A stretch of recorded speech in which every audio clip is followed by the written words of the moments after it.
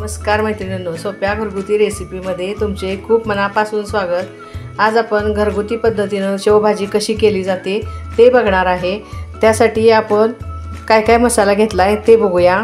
शेवभाजीच्या ग्रेव्हीसाठी आपण हे आता पाववाटी खोबऱ्याचे तुकडे घेतलेले आहेत। एक मोठ्या साईजचा कांदा हा लांबट चिरून घेतलेला आहे। 5-6 लसूण पाकळ्या, हे अर्धा इंच आलं, अर्धा चमचा जिरे, एक तमालपत्राचं पान, थोडी दालचिनी, 2 लवंगा आणि 1 वेलदोडा हे मी पहिल्यांदा भाजून ह्याची आता आपण पेस्ट करून घ्यायची आहे। ही मी 1 वाटी घरी केलेली शेव घेतलेली आहे आणि हा ग्रेव्हीमध्ये टाकायला 1 टोमॅटो मोठ्या साईजचा एकदम बारीक चिरून घेतला आहे। तुम्हाला हवे असेल तर तुम्ही पेस्ट पण करू शकताय। आणि ही बारीक चिरलेली कोथिंबीर। पहिल्यांदा आपण हा मसाला आता कसा तयार करायचा ते बघूया। बघा, आता मसाला भाजायला ठेवलेली कढई पण आपली गरम झालेली आहे। त्यामध्ये मी 1 चमचा तेल टाकून घेतलेला आहे। त्यामध्ये पहिल्यांदा आता हे आपण खोबरं भाजून घेऊया।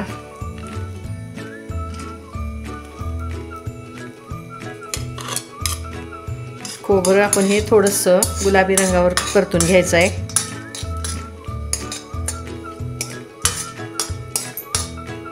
बघा, आता खोबरं भाजून झाल्यानंतर आपण हा कांदा त्यामध्ये टाकूया। कांदा पण आपण हा ब्राऊन रंगावर परतून घ्यायचा आहे। बघा, आता कांदा पण आपला कसा छान परतून झालेला आहे। त्यात आता हे आलं लसूण आणि हे मसाले सगळे टाकून परतून घेऊया।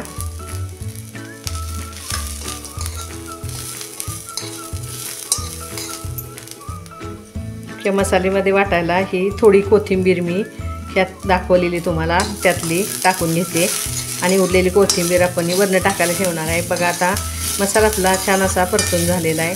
हा मी यात एका प्लेटमध्ये काढून घेते आणि पूर्ण थंड झाल्यानंतर हा पाणी घालून मी वाटून घेणार आहे। आता हा गॅस मी बंद करून घेते। बघा, आता मसाला मी चांगला बारीक वाटून घेतलेला आहे। ज्या कढईत आपण मसाला भाजला तीच कढई मी ही शेवभाजीच्या फोडणीसाठी ठेवलेली आहे। त्यात आता हे 4 चमचे तेल टाकून घेतलेलं आहे। तेल बघा चांगलं गरम झाले।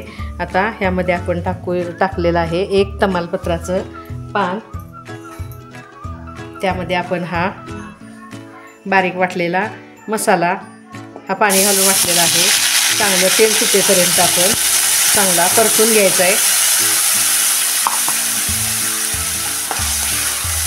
बघा, आता एकसारखं हलवून यातलं पाणी आटून तेल सुटेपर्यंत मी हा चांगला परतून घेते। हा मसाला परतत असतानाच आपण ह्यामध्ये आणखी एक थोड्या वेळानं टोमॅटो टाकून घेणार आहे। 1-2 मिनटं परतून झाल्यानंतर टोमॅटो टाकूया। बघा, आता थोडा वेळ चांगलं परतून झालेला आहे। हा टोमॅटो टाकून पण आपण चांगलं तेल सुटेपर्यंत आता एकसारखं हलवत राहायचं आहे। तुम्ही जर ह्या टोमॅटोची प्युरी केली तरी चालेल।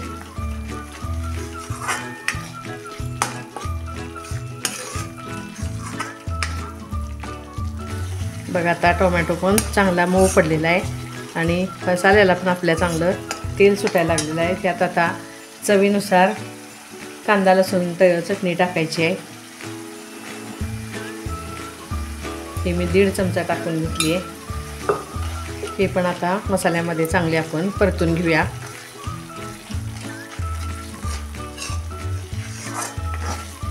बघा, आता एकसारखं असं चांगलं परतून घ्या।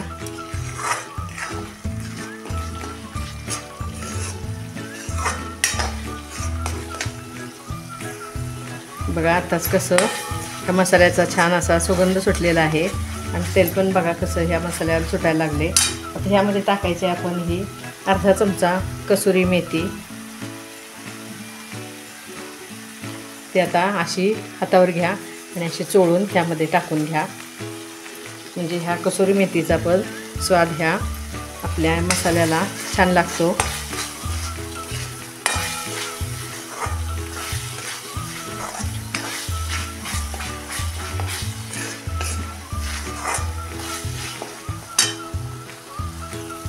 बघा, छान असा मसाला परतून झाल्यानंतर यामध्ये आता आवश्यकतेनुसार आपण पाणी टाकणार आहे।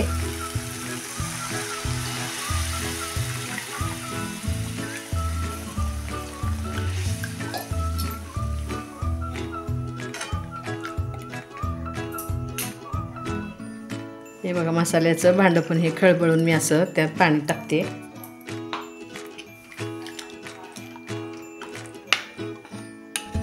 हा शेवभाजीचा रस्सा आपल्याला फार घट्ट नाही करायचा, कारण शेव जर ह्यात विरघळली तर तो आणखी घट्ट येतो. त्यामुळे ह्यामध्ये अजून थोड्या पाण्याचा वापर मी करणार आहे.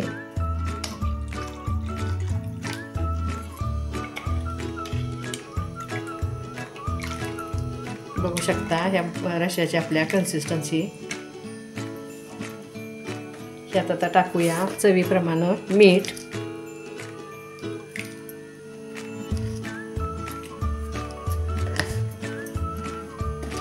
आणि ही बारीक चिरलेली थोडीशी कोथिंबीर आहे, ही टाकून घेते हे मी ह्यात. आणि ह्या मंद गॅसवर म्हणजे आपल्या गॅसच्या लो फ्लेमवर ह्या रश्श्याला आपण 5 मिनटं असं चांगलं शिजवून घ्यायचं आहे.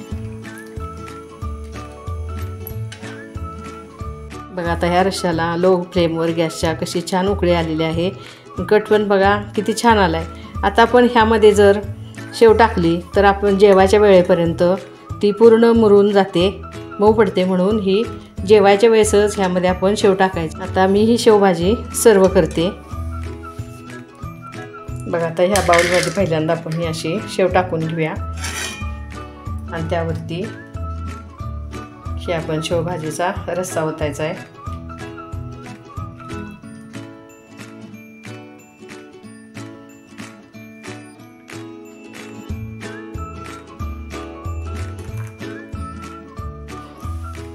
बघा ही आपली शेवभाजी सर्व करून झालेली आहे. हे जेवायच्या वेळेस आपण असं घेतल्यामुळे शेव मऊ पडत नाही. बघा मैत्रिणींनो, माझी ही शेवभाजीची रेसिपी तुम्हाला कशी वाटली मला नक्की कमेंट्समध्ये कळवा. धन्यवाद.